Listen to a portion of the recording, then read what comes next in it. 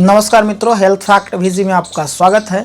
मित्रों, अगर आप 40 पहुंचने वाले हैं या 40 को पार कर चुके हैं तो ये वीडियो आपके लिए है।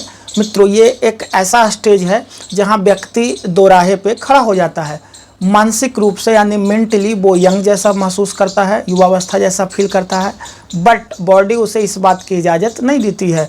बॉडी में कई तरह के चेंजेस होने लगते हैं या हो चुके होते हैं। जैसे आपके बाल सफ़ेद होने लगते हैं या हो चुके हैं, आपकी स्किन ढीली पड़ने लगती है, आपका पेट निकलने लगता है या निकल चुका है, बेली फैट बढ़ने लगता है, आपकी पूरी बॉडी में जोड़ों में वो जो लोच होनी चाहिए बदन में वो नहीं रह पाती है। आप अगर कहीं तेज़ भाग लिए, कहीं उछल लिए, कूद लिए, डांस कर लिए तो आपको कई तरह की दिक्कतों का सामना करना पड़ता है। या फिर अचानक से मौसम चेंज हुआ, वेदर चेंज हुआ, या फिर आपके रहन सहन दिनचर्या में कोई बदलाव हुआ तो बॉडी इस बात का पनिशमेंट आपको देने लगता है। तो मित्र, कुछ ऐसी सावधानी है जिसे अगर आप बरतें, कुछ खान पान में ऐसी चीज़ों को शामिल करें, उससे आप अपनी जो युवावस्था वाली फीलिंग है यानी जो मेंटली आप फील करते हैं वो फिजिकली भी आप आगे कंटिन्यू कर पाएंगे, आप जवान रह पाएंगे, दिख पाएंगे।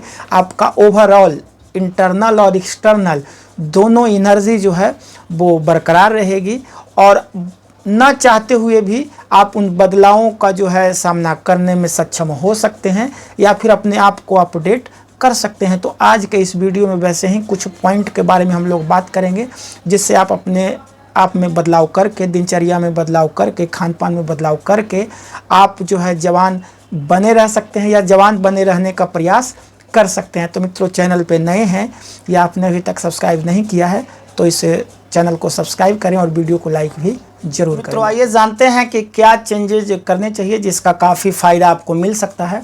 तो सबसे पहले चीज़ जो आपको समझने की ज़रूरत है, ये सारी चीज़ों का मूल है कि जैसे ही आप 40 के आसपास पहुंचते हैं तो आपका जो मेटाबॉलिज्म है वो कम होने लगता है। यानी कि आप कुछ भी खा रहे हैं तो वो आपके बॉडी में कहीं ना कहीं जाके स्टोर होना शुरू हो जाएगा, क्योंकि फिजिकली आप उतने एक्टिव नहीं रह पाते हैं तो आपका वज़न बढ़ने लगेगा। अगर वज़न बढ़ेगा तो कई सारी दिक्कतें आपको होने लगेगी। जैसे आपका ट्राइग्लिसराइड बढ़ने लगेगा, यूरिक एसिड बढ़ने लगेगा, आपका कोलेस्ट्रॉल बढ़ने लगेगा। उसकी वजह से आपको डायबिटीज़ की समस्या हो सकती है या फिर आपका हार्ट पे समस्या आ सकती है। तो उससे बचने के लिए जो सबसे पहले चीज़ आपको करना है कि आपको अपने खान पान में नियंत्रण रखना शुरू कर देना पड़ेगा।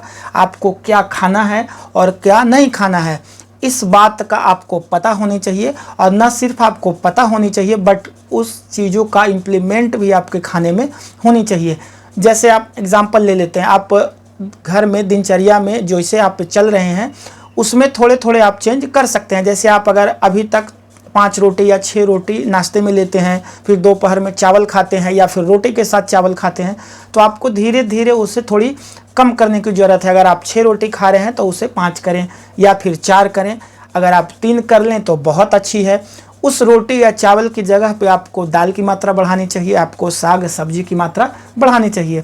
उसके साथ साथ और छोटे चेंज आप कर सकते हैं। जैसे आप घर में जो भी तला हुआ, भुना हुआ, पकौड़ी है या फिर दूसरे कई तरह के फ्राई फूड, स्पाइसी फूड के आप शौकीन हैं तो उस चीज़ों पे आपको लगाम लगानी चाहिए। हाँ, अगर आपको टेस्ट के लिए खाना है तो थोड़ा सा लें, नहीं कि आपका पसंद का स्नैक्स है, फ्राई फूड है तो एकदम दबा के उसे खा लें, क्योंकि अगर आप इन चीज़ों पे कंट्रोल नहीं करेंगे तो आप चाह के भी बहुत ज़्यादा बदलाव अपने आप में नहीं ला सकते हैं।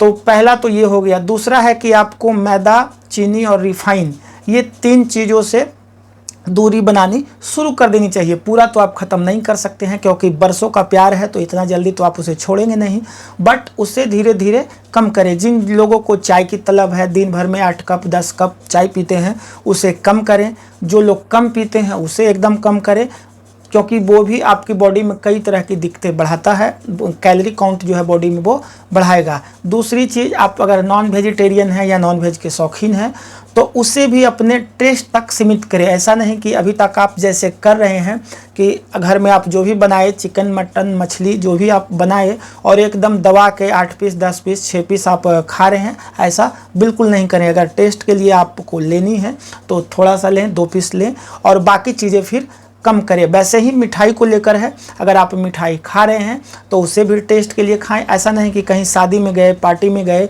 और आप वहाँ चिकन भी खा रहे हैं, मटन भी खा रहे हैं, मिठाई भी खा रहे हैं, रसगुल्ले भी खा रहे हैं, रोटी, सारा चीज़ खा रहे हैं और आपका कैलोरी काउंट जो है बढ़ के 5000 6000 तक पहुंच जा रहा है, जबकि पर डे आपकी कैलोरी जो होनी चाहिए वो 1500 से 2000 के बीच में। तो सबसे पहली चीज़ आपको करनी है कि ये जो खान पान है उसे आपको कंट्रोल करना है। इसी का असर आपके स्किन पे भी रहेगा, आपके बालों पे भी रहेगा, आपके जोड़ पे भी रहेगा, आपके लीवर पे भी रहेगा, आपका ओवरऑल जितने बॉडी ऑर्गन है उस पर रहेगा। तो अगर आपको यंग रहना है, यंग जैसा दिखना है, या फिर इंटरनल एक्सटर्नल आपको स्ट्रॉन्ग रहना है, तो खान पान पे लगाम लगाना ज़रूरी है मित्रों। दूसरी चीज़ जो आपको करनी है वो आपको फिजिकली एक्टिव रहने के लिए कोई एक स्पोर्ट्स या फिर जो आपको पसंद है, तैराकी, साइकिलिंग, रनिंग, किसी तरह का कोई एक खेल अगर आप रोज़ नहीं कर सकते हैं तो सप्ताह में कम से कम 1 दिन 2 दिन उसमें ज़रूर पार्टिसिपेट करिए। थोड़ा मेहनत करिए, अपने शौक़ को ज़िंदा रखिए। या फिर कुछ नहीं कर सकते हैं तो वेस्ट वॉक, जॉगिंग या रनिंग जैसी चीज़ें ज़रूर करें। सुबह में करें, शाम में करें, क्योंकि फिजिकली अगर आप एक्टिव नहीं रहेंगे तो बॉडी के कई सारे पार्ट्स हैं वो समय के साथ धीरे धीरे डिटोरिएट होने लगेगा। तो आपको फिजिकली एक्टिव रहने के लिए कोई ना कोई, अगर आप एक खेल में शामिल होते हैं, पार्टिसिपेट करते हैं, खेलते हैं, तो ये बहुत ही अच्छी बात है। इसका बहुत ही बड़ा रोल है आपके यंग दिखने में, यंग होने में, यंग बनने में, फिजिकली फिट रहने में। तो मित्रों, फिजिकली फिट रहने के लिए कोई ना कोई एक स्पोर्ट्स आप ज़रूर करें, उसमें ज़रूर पार्टिसिपेट करें। तीसरी चीज़ जो आप कर सकते हैं, आपको हाँ या ना पता होनी चाहिए, यानी कि आपको अनुशासन होनी चाहिए।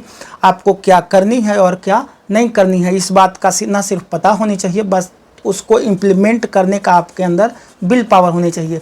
जैसे अगर आप अल्कोहल ले लेते हैं या फिर आपके दोस्त कहीं ले रहे हैं या फिर आप स्मोकिंग करते हैं, तो अगर आपको नहीं लेनी है तो नहीं लेनी है, चाहे कोई लाख प्रयत्न क्यों करे।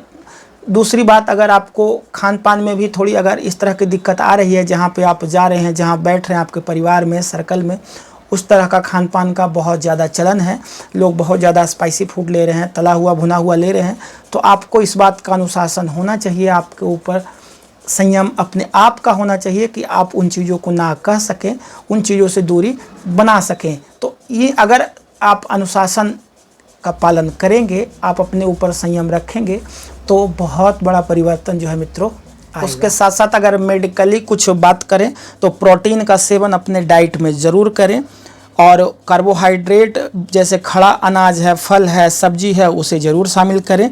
हेल्दी फैट जैसे क्वाडो है, नट्स है, कई तरह के सीड्स है, उसका सेवन ज़रूर करें। विटामिन और मिनरल रिच फूड्स जो है सेवन ज़रूर करें। बहुत ज़्यादा कैलोरी वाले खानों से बचें। आपका पर डे कैलोरी जो है 1500 से 2000 से ज़्यादा नहीं होनी चाहिए। हाई ज़रूर लें, इससे क्या होगा कि आपका ओवरऑल डाइजेशन सही रहेगा। उसके साथ साथ अगर बात करें तो नमक का सेवन कम करें, उससे आपका बीपी कंट्रोल रहेगा। प्रतिदिन 5 ग्राम से कम नमक का सेवन करें। पानी भरपूर पिएं, 8 से 10 गिलास पानी तो ज़रूर पिए। उसके साथ साथ हाई फैट्स जैसे क्वाडो है, आपका नट्स है, इन सारी चीज़ों का सेवन करें। कैल्शियम और विटामिन डी का सप्लीमेंटेशन ज़रूर लें, और ये सारी चीज़ें करके आप अपने आप को तंदुरुस्त रख सकते हैं, फिट रह सकते हैं। और अभी तक आपने चैनल सब्सक्राइब नहीं किया है तो इसे कर लें, वीडियो को लाइक भी ज़रूर करें मित्र।